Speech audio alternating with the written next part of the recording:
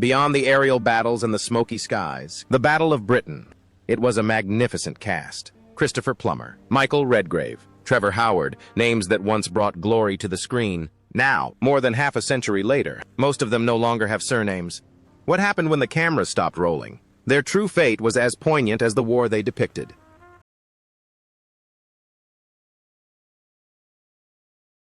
Laurence Olivier as Air Marshal Sir Hugh Dowding, born on May 22, 1907. Laurence Olivier starred as Air Marshal Sir Hugh Dowding in the film The Battle of Britain at the age of 62, portraying a brilliant and astute military leader who vividly captured the indomitable spirit of the British Royal Air Force. This role marked a crucial moment in Olivier's illustrious career, already full of significant achievements. He achieved fame in 1948 with his performance in Hamlet, for which he won the Academy Award for Best Actor, and again in 1940 for Rebecca, and in 1955 for Richard III. Olivier's personal life, however, was turbulent. His first marriage to Jill Esmond ended in divorce in 1940, and his relationship with Vivien Leigh was marked by difficulties due to her mental health problems. Olivier had 3 children, but his relationship with them was quite unstable. He suffered from severe arthritis, which affected his later years. His net worth was estimated to be around $5 million. Olivier passed away on July 11, 1989, at the age of 82, a victim of kidney failure, leaving behind a remarkable, yet disturbing, legacy. Entry: Christopher Plummer, Trung Colin Harvey.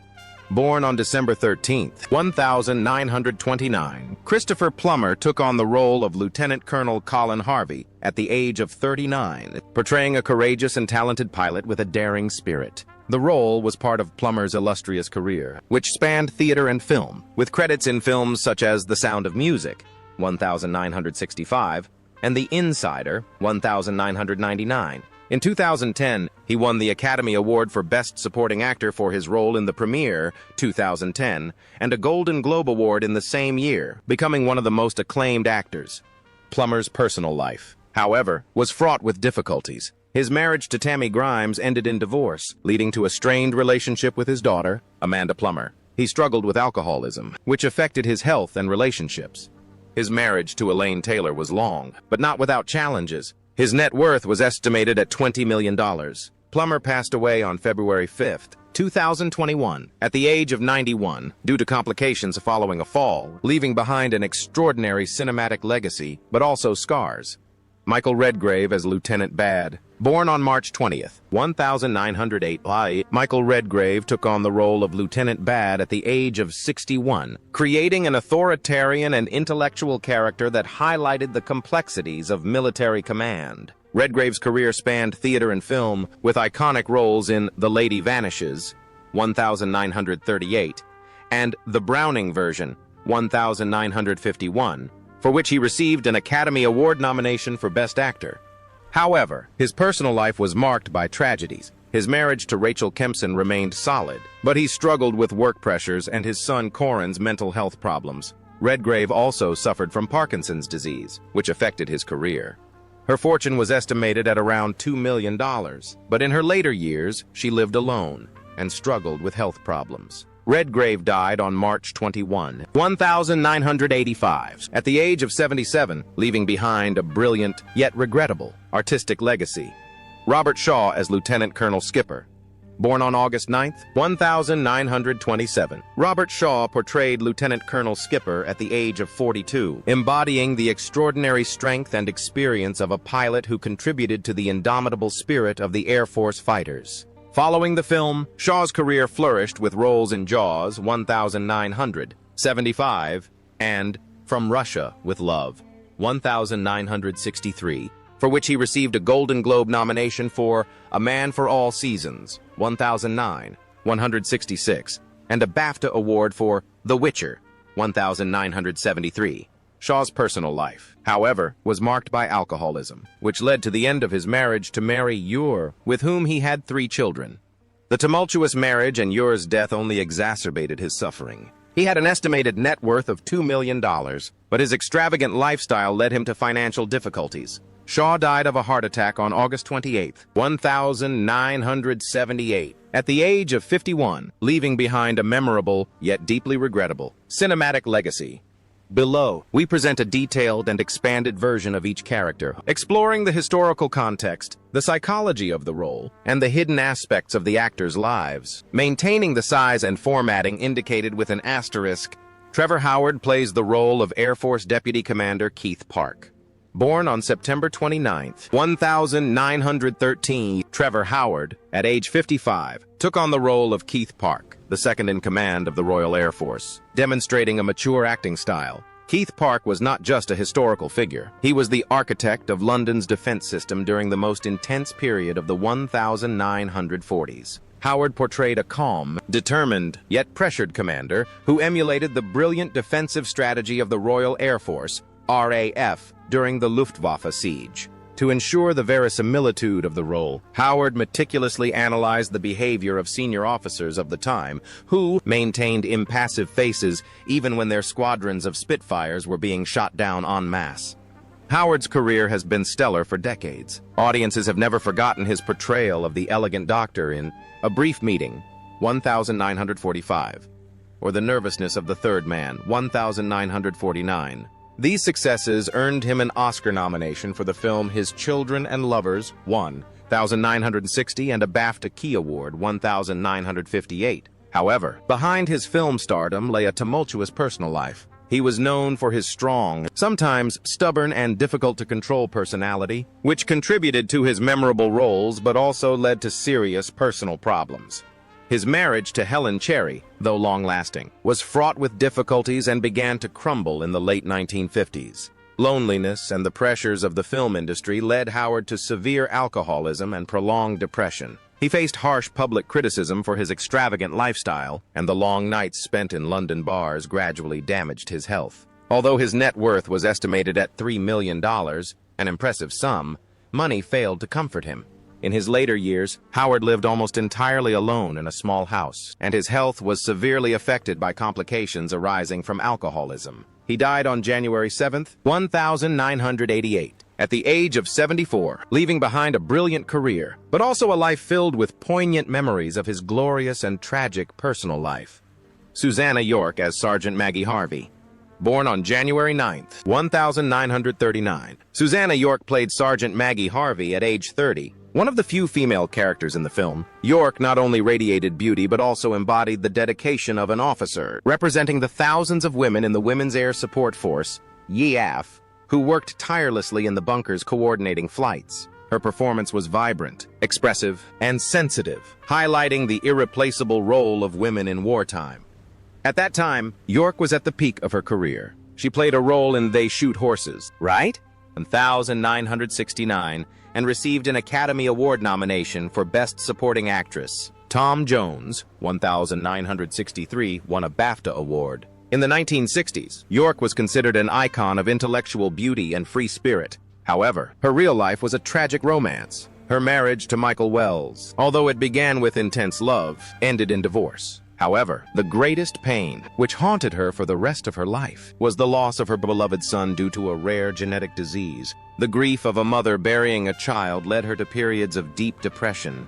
Furthermore, Mrs. York herself battled multiple myeloma, a cancer of the bone marrow, for years. The disease left her bones fragile and weak, causing unbearable pain and severely limiting her ability to work. Despite this, she lived her final years with remarkable courage, continuing her charitable work and writing children's books. With an estimated net worth of $2 million, she lived modestly and devoted most of her time to her remaining family. Mrs. York passed away on January 15, 2011, at the age of 72, leaving behind a poetic and moving artistic legacy.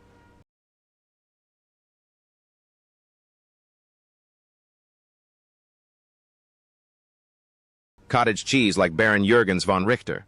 In the film, the role of Baron Richter was played by the German-Austrian actor Kurt Jürgens, born on December 13, 1915. At 53 years old, he embodied a shrewd, elegant, and at the same time imposing German diplomat who played a key role in presenting the perspective of the other side of the conflict. His role highlighted the intense political tensions that hung in the air even before the first shots were fired. With his imposing stature and deep voice, Jürgens was nicknamed the Gentle Giant, but on screen he always exuded an overwhelming energy. Jurgen's international career flourished after the war with films such as The Enemy Below, 1957, and The Spy Who Came Back from the Cold, 1965. He won the Volpi Cup at the Venice Film Festival and received a Golden Globe nomination, solidifying his position as one of Hollywood's most popular European actors. However, behind his impeccable appearance lay deep psychological wounds from the Nazi era. Although he did not directly serve in the Nazi army, and was even imprisoned in a concentration camp for refusing to cooperate, Jurgens always felt an unspeakable sense of guilt and melancholy for his homeland. His love life was turbulent, marked by 5 marriages, 3 of which ended in bitter divorces, leaving him with strained and distant relationships with his children. He turned to alcohol to cope with the pain, and his severe addiction gradually eroded his once robust health. Despite an estimated net worth of $4 million and the ownership of several luxury properties, Jurgens did not have a real family. Sadly, he died suddenly of a heart attack on June 18, 1982, at the age of 66, ending a brilliant film career, but one filled with personal tragedies and incurable pain. Ralph Richardson, Sir David Kelly Ellen. Ralph Richardson, one of the 3 great masters of British theatre, was born on December 19, 1902, and at the age of 66, he played Sir David Kelly. In the film, he brought to life a brilliant Swiss diplomat who tried to avert war through secret diplomatic channels. Richardson brought elegance, composure, and wisdom to the role, helping the audience understand that war was not fought only in the air, but also at the negotiating tables of diplomacy. When Richardson took on this role, he was already a living legend, thanks to films like Fallen Idol, 1948, Dr. Zhivago, 1965, the BAFTA award-winning film The Barrier, 1952, and the New York Film Critics Circle Award. Few people know, however, that he was deeply affected by the horrific memories of World War II when he served in the Marine Air Corps. The images of devastation triggered a long-lasting anxiety disorder. His marriage also faced enormous challenges due to his demanding work schedule and habit of overworking, which led to long periods of emotional detachment from his wife and children. In his later years, Richardson also faced unexpected financial difficulties due to war debts and mismanagement of his assets. Despite this, he maintained the bearing of a refined gentleman until the end of his life. He died on October 10, 1983, at the age of 80, after suffering a sudden stroke. His legacy is not limited to iconic performances, but also includes a lesson in resilience from a true artist in the face of the storms of time and era. Kenneth More como Colonel Baker.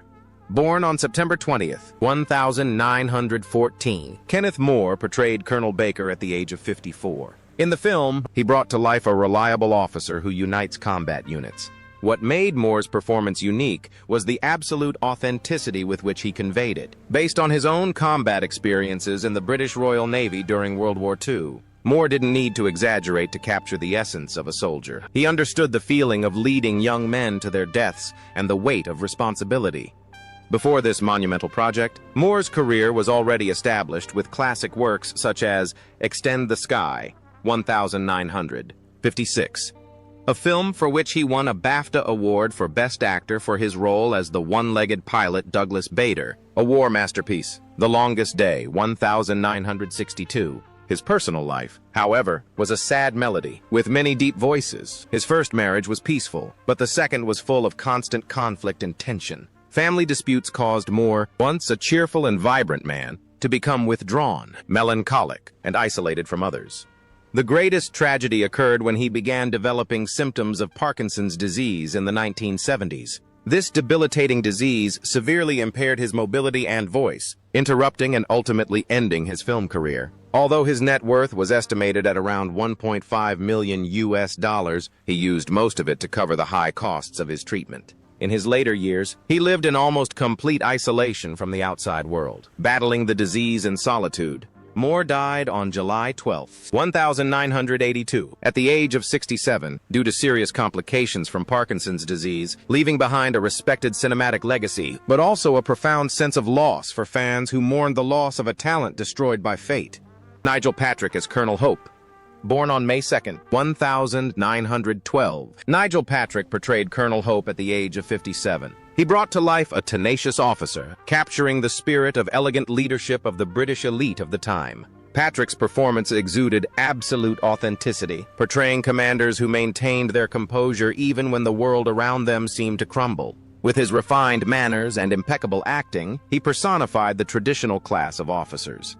In the 1950s and 1960s, Patrick's career was very successful, and his films included The League of Gentlemen, You, and The Barrier. His acting career earned him several nominations for the prestigious BAFTA. However, in stark contrast to his sophisticated on-screen persona, his personal life was marked by a series of romantic failures. His 3 marriages ended in bitter divorces, leaving him as a lonely and mysterious figure in the eyes of his peers. This emotional disillusionment led him down a path of severe alcoholism, an addiction that ruined his health and tarnished his reputation in the film industry. His career began to decline in the late 1970s, when alcoholism deprived him of the mental acuity necessary to memorize scripts. As a result, his estimated net worth at the time of his death was only $1.2 million, most of which he spent on a lavish lifestyle and an expensive divorce settlement. He died on September 21, 1981, at the age of 69, from lung cancer, a result of years of smoking and excessive alcohol consumption. Nigel Patrick passed away peacefully, leaving behind a remarkable career, but also a poignant legacy of a talent unable to overcome its own limitations.